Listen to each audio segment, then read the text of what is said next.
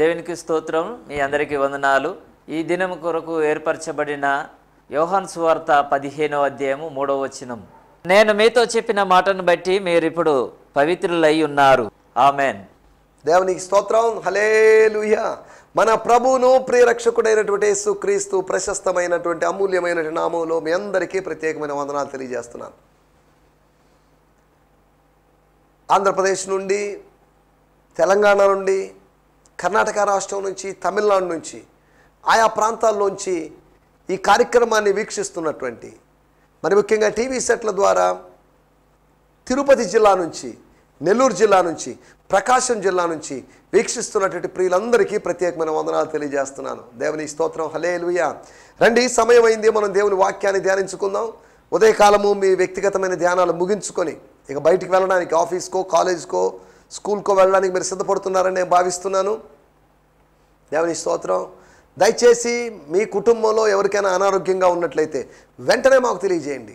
ఈ స్క్రీన్ మీద డిస్ప్లే అవుతున్న నంబర్లకి వాట్సాప్ మెసేజ్ పెట్టండి. మేము టీవీ ప్రోగ్రామ్ చూసాం, శాంతి టీవీలో మీ కార్యక్రమం చూసాం, మేము ఎంతగానో దీవించబడ్డామనో, లేకపోతే మాకేమైనా సందేహాలు ఉన్నాయనో, మా ప్రార్థనా విషయాలు ఉన్నాయని చెప్పేసి మీ ప్రార్థనా విషయాలు నాకు ఈరోజే మీరు పోస్ట్ చేయండి. మేము కలిసి ప్రార్థన చేస్తాం. నేను, నా కుటుంబము, నా సంఘం, నా తోటి దేవుజనులందరూ కలిసి మీ కొరకు ప్రార్థించడానికి సిద్ధంగా ఉన్నాం. దేవునికి స్తోత్రం. హల్లెలూయా. మీ స్థానిక సంఘ కాపరి యొక్క సహాయాన్ని కోరుకోండి. యాకోబు పత్రిక 5వ అధ్యాయంలో రాయబడింది, మీలో ఎవరికైనా అనారోగ్యంగా ఉందా, వారు సంఘ పెద్దల్ని పిలిపించాలి, వారు నూనె రాచి ప్రార్థన చేస్తారనే మాటలు మనం చూస్తున్నాం. కాబట్టి బయట మాలాంటి వ్యక్తులు ప్రార్థన చేస్తారు, అది వేరే విషయం. ప్రార్థన చేసేవాళ్ళు అని అనిపించుకుంటున్న వాళ్ళు కొంతమంది ఉన్నారు.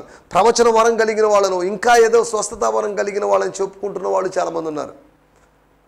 యాకోబు పత్రిక 5వ అధ్యాయం రాయబడింది, మీ స్థానిక సంఘ కాపరితో, సంఘ నాయకత్వంతో, లోకల్ లీడర్షిప్తో, లోకల్ చర్చ్ ఎల్డర్స్తో కనెక్ట్ అయ్యి ఉండండి.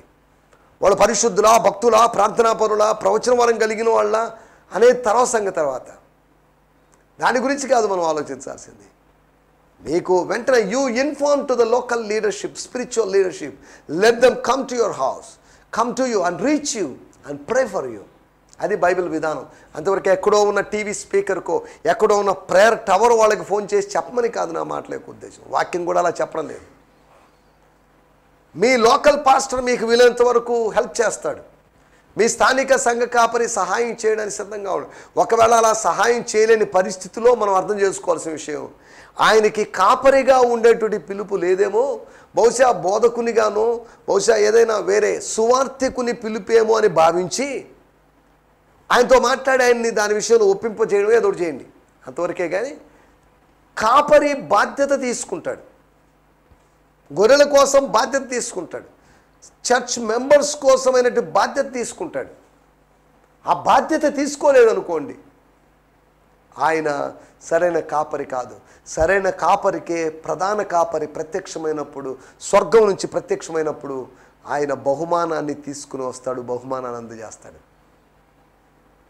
నేను ప్రభు కృపను బట్టి ఒక 18 సంవత్సరాలకు పైగా, 18-20 సంవత్సరాల పైగా ఒక స్థానిక సంఘానికి కాపరిగా ఉంటున్నాను. నేను కాపరిగా ఉండడం చాలా రిస్క్, చాలా ప్రయాసంతో కూడుకున్న పని.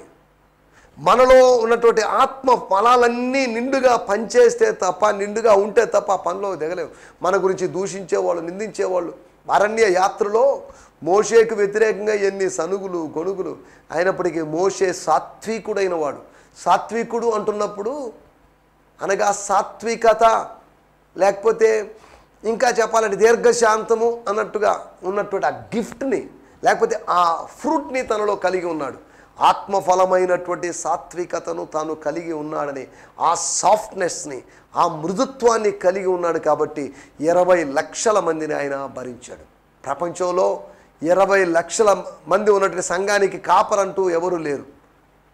ఎవరైనా పెద్ద సంఘం అంటే 10 లక్షల మందో, లేకపోతే 5 లక్షల మందో, 1 లక్ష మందో, 1.5 లక్ష మందో వాళ్ళ కాపరిగా ఉన్నప్పటికీ ఆ కాపరి మోషేలాగా అందరి గురించినట్టు సమాచారం తెలిసిన వాడుగాను, దేవునితో సంబంధం కలిగిన వాళ్ళుగా లేరులేండి, అది వేరే విషయం. ఎందుకు చెప్తున్నానంటే,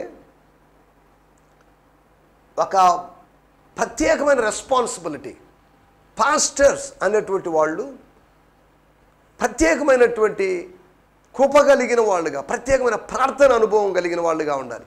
పాస్టర్గా ఉండడం నాకు పెద్దగా ఇష్టం లేదు. నాకు ఒక స్వార్థికునిగాను, ఒక బైబిల్ బోధకునిగాను వెళ్ళాలని నాకు ఇంట్రెస్ట్. కానీ దేవుడి ద్వారాలు తెరిచినప్పుడు నేను అలా వెళ్తాను.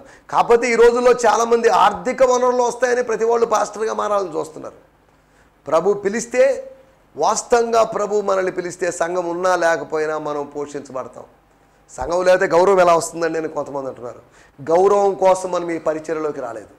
ఆయనను గణపరచడానికి మనం వచ్చామే కానీ మనము ఘనత పొందడానికి పరిచర్యకి రాలేదు. నన్నెవరు గణపరిచినా గణపరచకపోయినా నాకు ఒకటే, కానీ నా ప్రభువును మాత్రం ప్రజలు గణపరచాలి. అది నా ఉద్దేశం అంతవరకే. కానీ ఆయన సంఘం లేదంటలేండి, ఆయన పాస్టర్ కాదంటలేండి అనుకుంటే మాత్రం నష్టమే. ఆయన బ్రదర్ అంటలేండి అని అనుకోవడం నష్టమే లేదు. మీరు బ్రదర్ అన్నా, లేకపోతే అన్నా అన్నో, లేకపోతే పాస్టర్ అన్నా, లేకపోతే ఇంకేదైనా అన్నా పర్లేదు, అంతవరకే. కానీ ఒకవేళ ఒకటి పేరు పెట్టి పిలిచినా నష్టం లేదు. కానీ గణపరచబడవలసిన వాడు మన ప్రభువు మాత్రమే. మీ మధ్యలో లేకపోతే మన మధ్యలో గణపరచబడవలసిన వాడు ఆయనే. ఆయన హెచ్చవలసి ఉన్నది, మనం తగ్గవలసినది. నిన్నటి ఎపిసోడ్లో మనం ఆలోచించిన విషయాలు, పనికిరానటువంటి తీగలు కొన్నిటిని గురించి ఆలోచించాం. పనికిరాని తీగల యొక్క పరిస్థితి ఏంటి, వాటి యొక్క గమ్యస్థానం ఏంటి? అవి మంటల్లో అగ్నిలో వేయబడతాయి, అవి కాలిపోతాయి, బూడిదగా మారిపోతాయి, అంతే. Their chapter is closed. అనగా పనికిరాని తీగలు, పనికిరాని విశ్వాసులు, నిష్ప్రయోజకమైనటువంటి అనగా నిర్జీవ క్రియలు చేసేటువంటి విశ్వాసులు, నిర్జీవ అనుభవంలో ఉన్నటువంటి విశ్వాసులు, నిత్యత్వంలో వాళ్ళ పరిస్థితి ఏంటంటే, వాళ్ళ భవిష్యత్తు ఏంటంటే, వాళ్ళ గమ్యము ఏంటి అంటే వాళ్ళు మంటల్లో ఉండిపోతారంతే. నిత్యము ఆ పురుగు లేకపోతే పురుగు చావని ఆరని అగ్ని ఉన్నటువంటి ఆ స్థలములో వారి పరిస్థితి దారుణం. దేవుని స్తోత్రం, హల్లెలూయా. ఏ విధంగా ఆ తీగలు కాలిపోయినాయో, పచ్చగా ఉన్నట్టు తీగలను కాల్చడానికి బాగా గుత్తులు కాసినట్టు ద్రాక్ష గలలు కాసినటువంటి కొమ్మను ఎవరు మంటల్లో వేయాలని ప్రయత్నం చేయరు. పూత వేసినటువంటి కొమ్మను, పూత వేసినటువంటి చెట్టును కొట్టడానికి ఎవరు ఇష్టపడరు. కారణం ఏంటంటే అది పూత వేసిందండి, కొన్ని రోజులు కాపు కాస్తుంది, దాన్ని వదిలేసేయండి, అది అలాగే ఉండేవండి అని అంటాం. లూకా సువార్త 13వ అధ్యాయంలో చెప్పాడు, ఫలిస్తే సరి, 3 సంవత్సరాలుగా నేను వస్తున్నాను, చూస్తున్నాను, కానీ ఫలాలు లేవే, ఇంకెంతకాలం ఫలింపు లేని జీవితం? ఓ విశ్వాసి, ఓ సహోదరి సహోదరుడా, ఎంతకాలం ఫలింపు లేనటువంటి జీవితంతో, ఎంతకాలము మన ప్రవక్త అయినటువంటి ఏలియా భాషలో చెప్పాలంటే ఎంతకాలము 2 తలంపుల మధ్యలో తడబడుతూ ఉంటారు. ఈ రోజుల్లో కూడా అట్టి పరిస్థితుల్లో ప్రజలు ఉన్నారని, అట్టి అనుభవాల్లో ప్రజలు ఉన్నారనే సంగతిని మనం గుర్తు చేసుకోవాలి. ఫలించని వారుగా ఉన్నారు. ఆకులు కలిగినటువంటి అంజూరపు చెట్లు ఏదో ఉన్నట్టుగా మనల్ని భ్రమింపజేస్తున్నారు. పైన పొటానో లోన లొటానో అన్నట్టుగా ఉంది చాలామంది విశ్వాసుల పరిస్థితి కాదా? సరే, దేవుని స్తోత్రం, హల్లెలూయా. పనికిరాని తీగలు, 4 తీగల గురించి మనం మాట్లాడుకున్నాం. యేసును వెంబడిస్తూ కొంతకాలం తర్వాత వెనుక తీసినటువంటి 58 మంది శిష్యుల గురించి, అంతేకాకుండా యూదా ఇస్కరియోతు అనేటువంటి యేసు ప్రభు 12 మంది శిష్యుల్లో ఒకడైన శిష్యుడు గురించి, అతను కూడా పనికిమాలిన తీగ ఉన్నాడని, పనికిరాని తీగ ఉన్నాడని, యూజ్లెస్ బ్రాంచ్గా మారాడని. మూడవదిగా మనం ఆలోచించిన విషయం, పడిపోయినటువంటి వేకో చుక్క, తేజో నక్షత్రము అని పిలువబడినట్టు, లూసిఫర్ అని పిలువబడినటువంటి ప్రధాన దూత, ప్రాముఖ్యమైనటువంటి దూత, అనగా మిఖాయేలు కన్నా ప్రాముఖ్యమైన దూతగా ఎంచబడిన దూత, సంగీత వాద్యములను హ్యాండిల్ చేయగలిగినటువంటి, అనగా హెవెన్స్ వర్షిప్ని మొత్తాన్ని తన చేతిలో తీసుకొని దాన్ని మెయింటైన్ చేస్తున్నటువంటి ఒక చీఫ్ ఏంజల్. చీఫ్ కాదండి, వాడు పడద్రోయబడ్డాడు. నువ్వు ఎంత ప్రాముఖ్యమైన వాడివి అనేది ప్రభు చూడ్డు. నువ్వు పరిశుద్ధతను కోల్పోయినప్పుడు ఆయన పడవేయడానికి సిద్ధంగా ఉన్నాడు. నువ్వు ఎంత గొప్పవాడువో, ఎంత మెయింటైన్ చేసావో, ఎంత పరిచయం చేసావో అనేది చూడ్డు. Then at that point, at that right point, he want to kick you out. దేవుని స్తోత్రం. కాబట్టి జాగ్రత్త. ఒక స్థానానికి వెళ్ళిన తర్వాత జాగ్రత్తగా ప్రవర్తించాల్సిన అవసరత ఉంది అని లూసిఫర్ జీవితం ద్వారా మనం అర్థం చేసుకోగలం. అతడు పారవేయబడినటువంటి కొమ్మ. చెట్టుతో సంబంధం లేని కొమ్మగా మారాడు. ఒకప్పుడు స్వర్గంతో సంబంధం ఉన్న వ్యక్తి ఇప్పుడు పాతాళ లోకంతో సంబంధం కలిగిన వ్యక్తిగా మారాడు. పాతాళ లోకాన్ని తన కొరకు నిర్ణయించుకున్న వ్యక్తిగా తాను మారిపోయాడు. సరే, ఏదేమైనప్పటికీ నాలుగవదిగా మనం ఆలోచించిన విషయం, జాన్ మార్క్ అనేటువంటి ఒక యవనస్తుడు పరిచయలో వెనకంజ వేసి ఆత్మలో సంతోషాన్ని కలుగు చేయక ఆత్మీయ తండ్రి లాంటి పౌలుకి ఆవేదన కలుగు చేసినటువంటి, ఆత్మీయ తండ్రులకు దుఃఖం కలుగు చేసేటువంటి అనేక మంది ఆత్మీయ కుమార్తెలు, ఆత్మీయ కుమారులు రోజుల్లో మనం ఉన్నాం. Many spiritual sons and daughters, many so-called spiritual sons and daughters are causing grief to their spiritual fathers. ఆత్మీయ తల్లిదండ్రులకు ఆవేదన కలుగు చేసే విధంగా ఉన్నారు. నాకు ప్రభు కృపను బట్టి కొంతమంది ఆత్మీయ కుమారులను కుమార్తెలను ఇచ్చాడు. వాళ్ళలో అందరూ ఆనందాన్ని కలుగు చేసేవాళ్ళు కాదు, అలాగనే అందరూ ఆవేదన కలుగు చేసేవాళ్ళు కాదు. దేవుని స్తోత్రం, హల్లెలూయా. కాబట్టి ఈ సమయంలో మనం ఆలోచిస్తున్న విషయాల్లోకి వచ్చేద్దాం.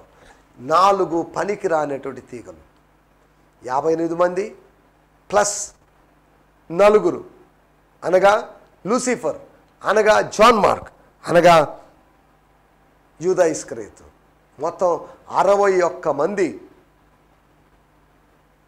స్తోత్రం. పనికిరాని తీగలు, 61 యూజ్లెస్ బ్రాంచెస్, అన్ఫ్రూట్ఫుల్ బ్రాంచెస్ గురించి మనం మాట్లాడుకున్నాం. నువ్వు అలాగా పనికిరాని తీగగా కాకుండా ఫలించడి కొమ్మగా, ఫలించడి తీగగా ఉండాలి అనేది దేవుని యొక్క ఉద్దేశం అనే సంగతిని గురించి మనం గతంలో మాట్లాడుకున్నాం. రైట్, దేవునికి స్తోత్రం. రండి, ఈ సమయంలో మనం దేవుని వాక్యాన్ని ధ్యానించుకుందాం. యోహాను సువార్త 15వ అధ్యాయము 3వ వచనం. యోహాను సువార్త 15వ అధ్యాయం 3వ వచనం. నేను మీతో చెప్పిన వాటిని బట్టి, నేను మీతో చెప్పిన దాన్ని బట్టి మీరిప్పుడు పవిత్రులై ఉన్నారు. మీరు ఇప్పుడు పవిత్రులై ఉన్నారు. స్తోత్రం, హల్లెలూయా. నేను చదువుతున్నాను, మన బ్రియాన్ సిమ్మన్స్ గారి తర్జుమాలో చదువుతున్నాను. తర్వాత వాడుక భాషలోంచి కూడా తెలంగాణ నుంచి వచ్చినటువంటి పాస్టర్ ఉదయ్ కుమార్ గారు, ఉదయ్ కుమార్ గారు ఉన్నారు. వారు స్టూడియోలతో పాటు ఉండి బైబిల్ రీడింగ్ చేసి నాకు సహకరిస్తున్నారు. నేను చదువుతున్నాను. The words I have spoken over you have already cleansed you. నేను మీకు అర్థమయ్యేటట్టు, లేకపోతే మీ మీదుగా, లేకపోతే మీ కొరకు చెప్పినటువంటి మాటల్ని బట్టి మీరు ఇప్పటికే పవిత్రులయ్యారు. అనగా నేను కొద్దిసేపుగా మీతో మాట్లాడుతూ ఉన్నాను, డిస్కోర్స్ చేస్తున్నాను, నా సంభాషణ పొడిగిస్తూ ఉన్నాను. ఈ సంభాషణ మూలంగా మిమ్మల్ని శుద్ధీకరించాను. నా సూక్తి మూలంగా, నా సత్యాల మూలంగా, నా ఉపదేశం మూలంగా మిమ్మల్ని శుద్ధీకరించాను. మీరు పవిత్రులు కాదు. యోహాను సువార్త 13వ అధ్యాయం అందరూ పవిత్రులు కాదన్నాడు. అవును, వాస్తవమే. అందరూ పవిత్రులు కాదు. ఒకడు అపవిత్రుడు, నాశనపుత్రుడు అనబడిన వాడు అపవిత్రుడు. మిగతా వాళ్ళు పవిత్రులే. ఈ పవిత్రులు అనబడిన వాళ్ళు అప్పుడప్పుడు పవిత్రతను కోల్పోతూ ఉన్నారు. అంతేగా, ఛార్జింగ్ అయిపోతూ ఉంటుంది. ఛార్జింగ్ ఎంత పెట్టుకున్నా, పవర్ బ్యాంక్ అందుబాటులో ఉన్నప్పటికీ కూడా ఛార్జింగ్ లేకుండా ఫోన్ వాడుతున్నప్పుడు ఛార్జింగ్ డౌన్ అయిపోతుంది. 30%, 20%, 15% ఇలా డౌన్ అయిపోతుంటుంది. విశ్వాస జీవితంలో కూడా ఛార్జింగ్ డౌన్ అయ్యేటువంటి సందర్భాలు ఉన్నాయి. మూర్ఖులకు వక్రతరము వారి మధ్యలో మనం నివసిస్తున్నప్పుడు జీవవాక్యాన్ని పట్టుకోకపోతే, జీవవాక్యాన్ని హృదయములో కలిగి ఉండకపోతే జ్యోతుల వలె ప్రకాశించేటువంటి అవకాశం లేదు మనకు అని దేవుని వాక్యం మనకు గుర్తు చేస్తుంది. దేవుని స్తోత్రం, హల్లెలూయా. మనం ఆలోచిస్తున్నట్టు మాటలు, స్తోత్రం. యేసు ప్రభు చెప్పినట్టు మాటలు, మీరు శుద్ధులు కాదు, మీరు శుద్ధులయ్యారు. శుద్ధులైనప్పటికీ కూడా శుద్ధుడు కానివాడు ఒకడున్నాడు. కుష్ఠరోగులు రోగాన్ని బట్టి శుద్ధులు కాదు, కానీ యేసు చెప్పిన మాట ప్రకారము దేవాలయములో వెళ్ళి ప్రధాన యాజకునికి కనబరుచుకొని అక్కడ ఉన్నటువంటి ఆ ట్రెడిషన్స్, ఆచారాలు ముగించుకొని శుద్ధీకరణ పొందిన వాడిగా ప్రపంచంలో లేదా సమాజంలో ప్రకటించబడిన వాడిగా వాడు ముందుకు సాగాలి. యాజకుడు నిర్ణయించాలి, తీర్మానించాలి. నాకు చెయ్యంత బాగానే ఉందండి, 2 చేతులు బాగానే ఉన్నాయి, కాళ్ళు బాగానే ఉన్నాయి, ఐఎమ్ ఓకే అని అనుకుంటే సరిపోదు. యు ఆర్ ఓకే అని చెప్పవలసిన వాడు దేవాలయంలో ఉన్నాడు.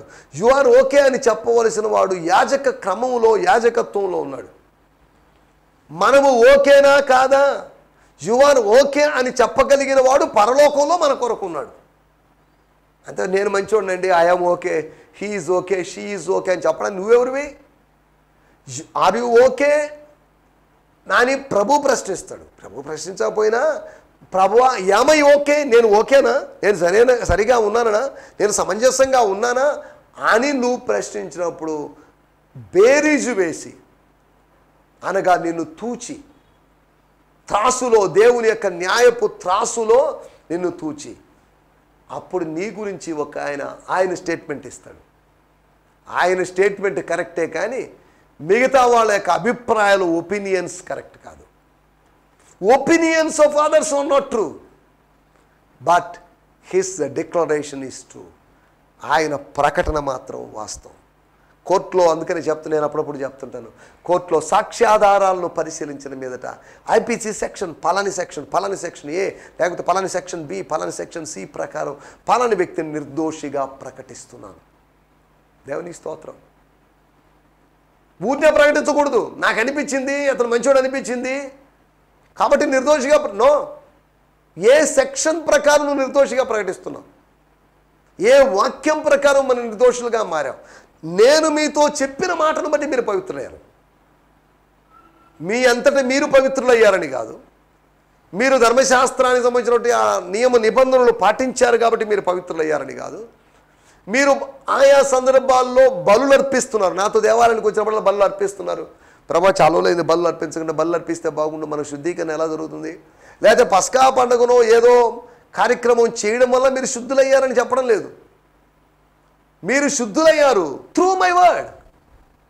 పవిత్రపరచేటువంటి వాక్యం, అది మన title. The word that cleanses us, cleansing word, శుద్ధీకరించేటువంటి వాక్యం, అనగా కెథార్సిస్ చేయగలిగిన వాక్యం.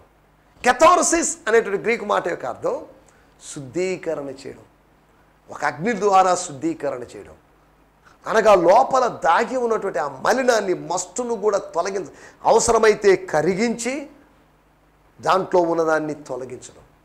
నిన్ను కరిగించి నీలో దాగి ఉన్నదాన్ని, వెలుపలికి రాకుండా ఉన్నదాన్ని, నీ రహస్య పాపాన్ని బయటికి తీసుకొని రాగలిగిన వాడు. స్తోత్రం. ఈ శుద్ధీకరణ, కెథార్సిస్ అనేటువంటి విధానం. దేవుని స్తోత్రం. హల్లెలూయా. మనం ఆలోచిస్తున్న మాటలు, మీరు ఇప్పుడు శుద్ధులై ఉన్నారు అని రాయబడింది మన తెలుగు బైబిల్లో. అది తప్పు. ఎదే అనేటువంటి ఆ గ్రీకు పదం యొక్క అర్థం మీరు ఇప్పటికే అని అర్థం. యు ఆర్ ఆల్రెడీ క్లెన్స్డ్ అని అర్థం.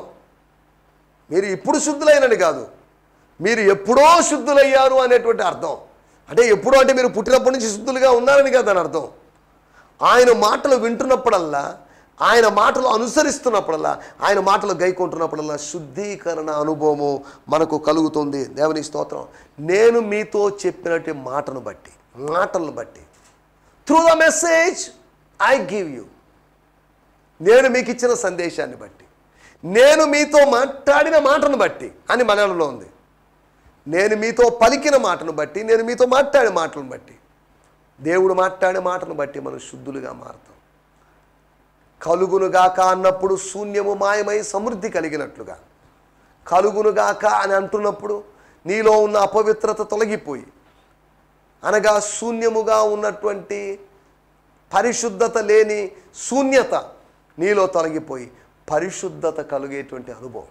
దేవుని స్తోత్రం. హల్లెలూయా. ఇక రాయబడిన మాటలు, నేను మీతో చెప్పిన మాటను బట్టి మీరిప్పుడే పవిత్రులై ఉన్నారని కాదు. వాడుక భాషలో కూడా మనం చదువుకుందాం. యోహాను సువార్త 15:3. నేను మీకు బోధించిన విషయం వలన ఎక్కువ ఫలమిచ్చేటట్లు మీరు ఇదివరకే కత్తిరింపబడ్డారు. మీరు ఇప్పుడే పవిత్రులై ఉన్నారు అనడానికి ఇదివరకే కత్తిరించబడ్డారు అనే మాట ఉపయోగించి, the words I have spoken over you have already cleansed you. Cleansed అనే మాటకి మరొక మాట ప్రూన్డ్ అనగా కత్తిరించబడ్డం, శుద్ధీకరించబడ్డం. ఇది డైరెక్ట్ తెలుగులో ఉండితే మనకి ఇబ్బంది ఉండేది కాదు. ఈ కొత్త నిబంధన అంతా గ్రీకు భాషలో ఉంది కనుక మనం కొన్నిటిని అర్థం చేసుకోవాలని మనం ప్రయత్నం చేస్తున్నాం, ఆ మూలాల్లోకి వెళ్తున్నాం. మీరు ఇప్పుడే పవిత్రులై ఉన్నారు అంటే మీరు ఎప్పుడో కత్తిరించబడ్డారు. మీరు కత్తిరించబడుతున్నారు, ప్రతిరోజు శిక్షించబడుతున్నారు, ప్రతిరోజు ట్రైనింగ్ జరుగుతుంది, ప్రతిరోజు పనిషింగ్ జరుగుతుంది, ప్రతిరోజు ప్రూనింగ్ జరుగుతుంది, ప్రతిరోజు ఏదో ఒకటి జరుగుతుంది. దేవుని స్తోత్రం. పిల్లలకి వర్క్ ఉంటుంది, హోంవర్క్, క్లాస్ వర్క్ ఉంటుంది. హోంవర్క్ చేయకపోయినా క్లాస్ వర్క్ చేయకపోయినా రెండింటికి పనిష్మెంట్ ఉంటుంది, గద్దింపు ఉంటుంది. మనం చేసిన మిస్టేక్ పెద్దదిగా ఉన్నప్పుడు పనిష్మెంట్, శిక్ష ఉంటుంది, దెబ్బలు పడతాయి. దేవుని స్తోత్రం. మనం జాగ్రత్తగా ఆలోచించాలి. పవిత్రపరిచేటువంటి వాక్యము ఎలా పవిత్రపరుస్తుంది? వాక్యము అనేది జలము లాంటిది, శుద్ధ జలము లాంటిది. ఉదక స్నానము చేత మనల్ని పవిత్రపరిచాడు అని ఎఫెసీ పత్రిక 5:5 రాబడింది. మనల్ని శుభ్రపరుస్తున్న దేవుడు పునర్జన్మ సంబంధమైన స్నానము ద్వారా మనకున్న పాత స్వభావాన్ని తీసివేసి మనకు ఒక కొత్త స్వభావాన్ని, న్యూ క్యారెక్టర్ని మనలో ఇంప్లాంట్ చేశాడు, మనలో ప్రవేశపెట్టాడు, మనలో నాటాడు, మనలో డౌన్లోడ్ చేశాడు. దేవుని స్తోత్రం. హల్లెలూయా. ప్లే స్టోర్లోకి వెళ్ళి ఏదో యాప్ తీసుకొని వచ్చినట్టుగా పరలోకపు ప్లే స్టోర్లోకి వెళ్ళి మనము ఈ పరిశుద్ధతను మనము మన హృదయాల్లోకి మనం అప్లై చేసుకుంటున్నాము, లేకపోతే ఇంప్లాంట్ చేసుకుంటున్నాము అనే సంగతిని మీకు జ్ఞాపకం చేస్తున్నాను. దేవునికి స్తోత్రం. హల్లెలూయా. స్తోత్రం. మనం ఆలోచిస్తున్న విషయాల్లోకి వచ్చేద్దాం. కొన్ని వాక్యాలు యేసు పలికిన మాటలు శుద్ధీకరణ అనుభవంలో తీసుకొచ్చాయి. వీటికి సంబంధించి 5 మాటలు నేను మీకు జ్ఞాపకం చేస్తాను. యోహాను సువార్త 14:2-3 వచనాలు చూడాల్సినటువంటి అవసరం లేదు, కానీ అక్కడ రాయబడిన మాటలు మనం గతంలో కూడా మాట్లాడుకున్నాం. నా తండ్రి ఇంట అనేకమైన నివాసాలు ఉన్నాయి, అనేకమైన నివాస స్థలాలు ఉన్నాయి, మీరందరూ నివసించాలి, విశాలమైనటువంటి, అందమైనటువంటి, అద్భుతమైనటువంటి అని ప్రభు చెప్పినట్టు మాటలు మనం చూస్తున్నాం. లేని ఎడల నేను మీతో చెప్తున్నాను, గుర్తుపెట్టుకోండి, నేను నిజంగా మీతో చెప్తున్నాను, స్థలము సిద్ధపరచడానికి వెళ్తున్నాను. I'm going there, I'm going up, I'm going to my father to prepare a place for you. అనగా ఒకటి, ఆయన పరలోకమును గురించిన మాటను బట్టి మనల్ని పవిత్రులుగా చేశాడు. Through the word about heaven, through the word about eternity, he made us clean. He made us clean. ఆయన మనల్ని శుద్ధులుగా చేశాడు. స్తోత్రం. 5 విధాలైన మాటలను బట్టి దేవుని యొక్క మాట మనల్ని శుద్ధీకరిస్తుంది, దేవుని మాట మనల్ని పవిత్రపరుస్తుంది, దేవుని మాట వలన కలిగేటువంటి విశ్వాసం మనల్ని పవిత్రపరుస్తుంది. విశ్వాసము వలన వారి హృదయముల్లో పవిత్రపరచి. విశ్వాసం ఎక్కడి నుంచి వచ్చింది? వాక్యం వల్ల వచ్చింది. వాక్యం వల్ల వచ్చిన విశ్వాసము పరిశుద్ధపరుస్తుంది. దేవుని స్తోత్రం. హల్లెలూయా. ప్రతిదీ వాక్యం వల్లను ప్రార్థన వలను పవిత్రపరచబడును అని 1 తిమోతి పత్రిక 4:4 మనం చూస్తున్నాం. దేవునికి స్తోత్రం. 1 పరలోకమును గురించిన మాట, 2 యోహాను సువార్త 14:16, 17 మరియు 26 వచనాలు మనం గమనిస్తే పరిశుద్ధాత్మను గురించి ఆయన ప్రస్తావించాడు. పరిశుద్ధాత్మ, హోలీ స్పిరిట్ను గురించిన మాట.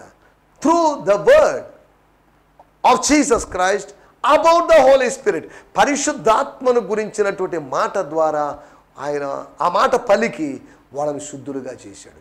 అనగా ఆ జలాన్ని, శుద్ధ జలాన్ని చల్లి, ఆ మాటల శుద్ధ జలాన్ని చల్లి వాళ్ళ యొక్క అపవిత్రతను పోగొట్టాడు, శిష్యుల యొక్క అపవిత్రతను పోగొట్టాడు అనే సంగతిని మీకు గుర్తు చేస్తున్నాను. తర్వాత 3వ విషయాన్ని నేను మీకు జ్ఞాపకం చేస్తాను. యోహాను సువార్త 14:15, 21, 23, 24.